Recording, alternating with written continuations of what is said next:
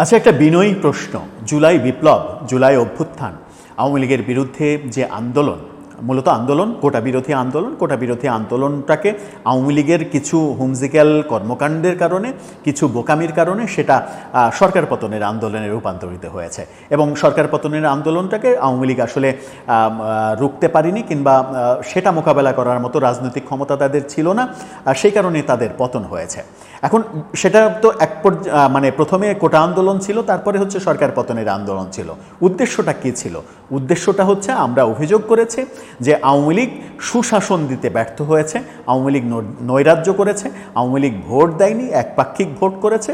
সেই পরিবেশটাকে বাদ দিয়ে আমরা একটা সুস্থ, নিরপেক্ষ, বৈষম্য বিরোধী একটা সমাজ গড়ব। একটা সমাজ গড়ার জন্যই তো যুদ্ধ হয়েছে। সেই যুদ্ধটা তো 1971 সালের মুক্তিযুদ্ধ না, যে একটা দেশ গড়ার জন্য যুদ্ধ হয়েছে। আমরা পূর্ব পাকিস্তান, সেই পূর্ব পাকিস্তান চাইছি এটার নাম বদল হয়ে এইটার নাম হবে বাংলাদেশ, এবং বাংলাদেশ নামে নতুন পতাকায় নতুন অভ্যুদয় হবে। সেটা ছিল 71-এর চাওয়া। কিন্তু 2024-এর চাওয়াটা কি নতুন বাংলাদেশের জন্য, কিংবা নতুন একটি দেশের জন্য? নতুন দেশ কি আমরা চেয়েছি? বাংলাদেশকে বাদ দিয়ে নতুন কোনো দেশের প্রত্যাশা ছিল? নাকি বাংলাদেশটাই থাকবে, এই দেশটাতে একটা সুস্থ সমাজ তৈরি হবে, একটা পরিচ্ছন্ন ভাবমূর্তি তৈরি হবে, সেখানে সুশাসন থাকবে, নির্বাচন হবে, গণতন্ত্র থাকবে, এই তো প্রত্যাশা। কিন্তু এই প্রত্যাশার বাইরে গিয়ে যদি আপনি বারবার বলেন আমরা নতুন দেশ চাই, নতুন দেশ এখনো পাইনি, নতুন দেশের স্বপ্ন বাস্তবায়ন করতে হবে, তাহলে ব্যাপারটা কি দাঁড়ালো? ব্যাপারটা কি এইটা দাঁড়ালো না যে মুক্তিযুদ্ধকে এক ধরনের পাশ কাটিয়ে, মুক্তিযুদ্ধকে অবমাননা করে আমরা 24-কে মুক্তিযুদ্ধের রূপ দিচ্ছি, কিংবা 24-এ একটা নতুন দেশ তৈরি করার আন্দোলন করেছি? ব্যাপারটা কি তাই? 24-এ তো আমরা নতুন দেশ পাওয়ার জন্য আন্দোলন করিনি। আমরা সরকার পতনের আন্দোলন করেছি, সুশাসনের আন্দোলন করেছি, বৈষম্য বিরোধী অবস্থানের আন্দোলন করেছি। কিন্তু সুরটা অন্যরকম শোনা যাচ্ছে কেন? কেন এনসিপি বারবার বলছে নতুন দেশ চাই, নতুন দেশ চাই? এই নতুন দেশটা কোনটা? কোন দেশ চান তারা? সেটা একটু আলোচনা করার চেষ্টা করবে এই ভিডিওতে। থাকবেন পলিটিক্স টিভির নিয়মিত আয়োজনে।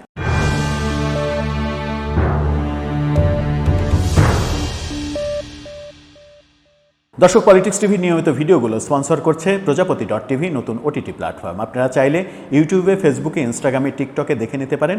ডেসক্রিপশন বক্সে লিঙ্ক দেওয়া থাকবে, সেখান থেকেও আপনারা দেখে নিতে পারেন প্রজাপতির কার্যক্রম। চলে যাচ্ছি মূল ভিডিওতে।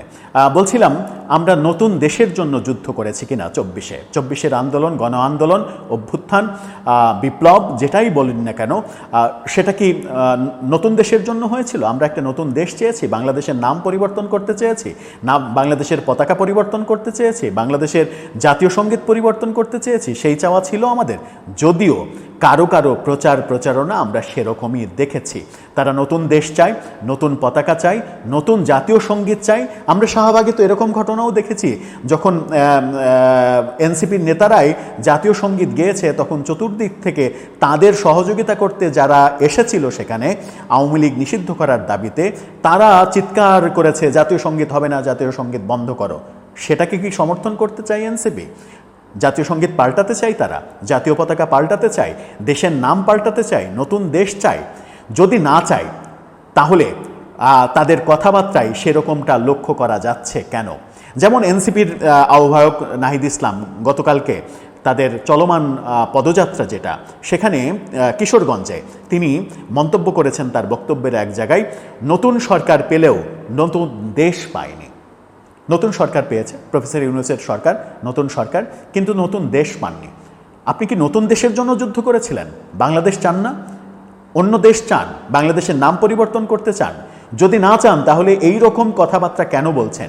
এরকম কথাবার্তা যে আপনাদের বিষয়ে বিভ্রান্তি ছড়াচ্ছে, আপনাদেরকে ভুল বোঝার অবকাশ তৈরি করছে, আপনাদেরকে 71-এর মুক্তিযুদ্ধকে কলঙ্কিত করছেন আপনারা, কিংবা মুক্তিযুদ্ধের পাশাপাশি দাঁড় করানো 24-কে মুক্তিযুদ্ধের চাইতেও বড় কিছু হিসেবে দাঁড় করানো, এই চেষ্টা আপনারা করছেন।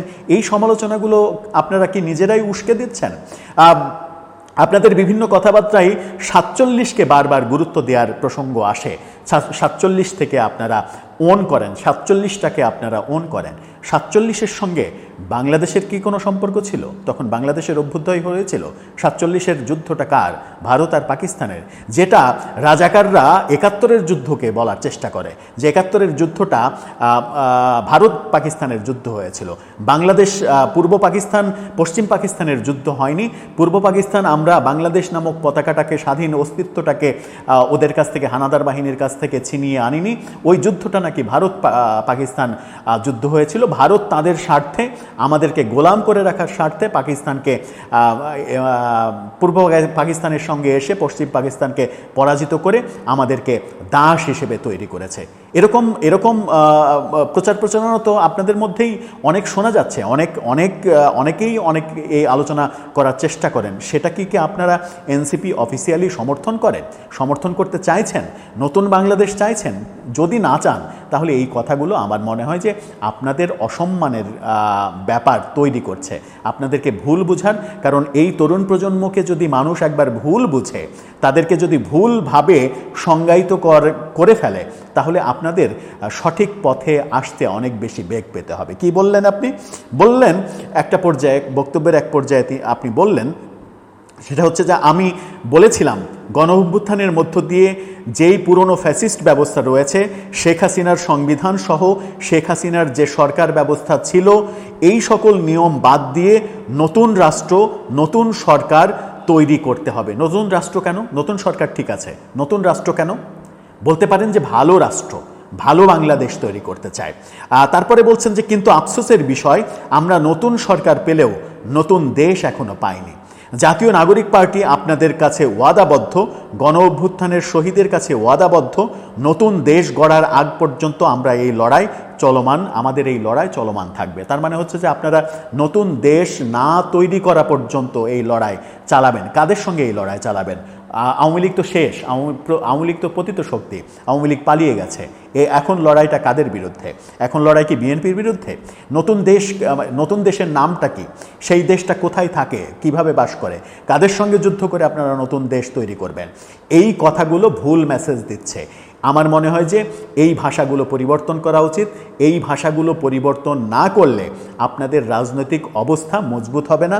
আপনাদের রাজনৈতিক অবস্থা, একাত্তর বিরোধী যারা আপনাদের ভাষায় কথা না বলে বলা যায় যে বয়ান, একাত্তর বিরোধী যারা বয়ান দিতে চায়, সেই বয়ানদাতাদের সঙ্গে আপনাদেরকে অনেকে মিলিয়ে ফেলবে। অনেকে বলবে যে আপনারা তাদেরই উত্তরসূরি। সেরকম অপমানজনক কথা আমরা বাংলাদেশের মানুষ আপনাদেরকে ভালোবাসি, আপনাদেরকে নিয়ে স্বপ্ন দেখতে চাই।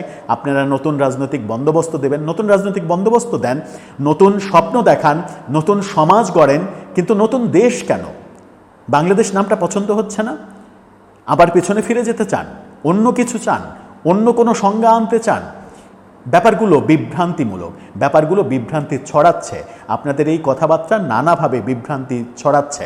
আপনারা শেখ হাসিনাকে ফ্যাসিস্ট বলেন, স্বৈরাচার বলেন, তার দোষ থাকতে আদালতে প্রমাণ করে তার ফাঁসি দেন, বিচার করেন, তার যারা দুর্নীতিবাজ মন্ত্রীদের তাদের বিচার করেন, কোনো সমস্যা নেই।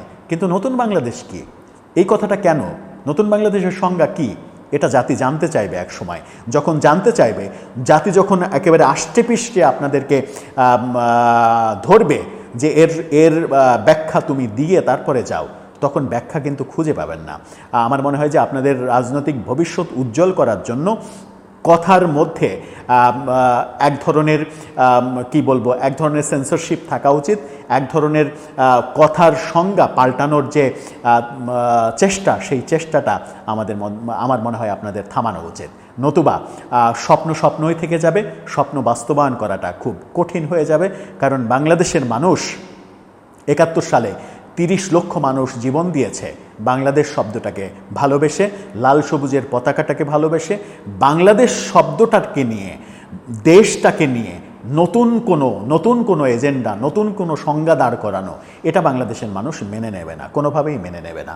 আপনারা যেহেতু ভোটের রাজনীতি করবেন, সেহেতু ভোটের রাজনীতিতে এটা বড় ধরনের একটা বাধা হবে, যেটা আপনারা এদিকে ওদিকে ডানে বামে তাকালে আপনাদের যারা কাছের মানুষ হিসেবে যাদেরকে ভাবেন অতি আপনজন, তাদের দিকে তাকালেও টের পাবেন যে মুক্তিযুদ্ধ, বাংলাদেশ, পতাকা, স্বাধীনতা, এই ব্যাপারগুলোর বিপক্ষে যারা অবস্থান করেছে তাদেরকে বাংলাদেশের মানুষ কখনোই সমর্থন করেনি। দর্শক, আপনার মতামত জানিয়ে লিখতে পারেন আমাদের কমেন্ট বক্সে।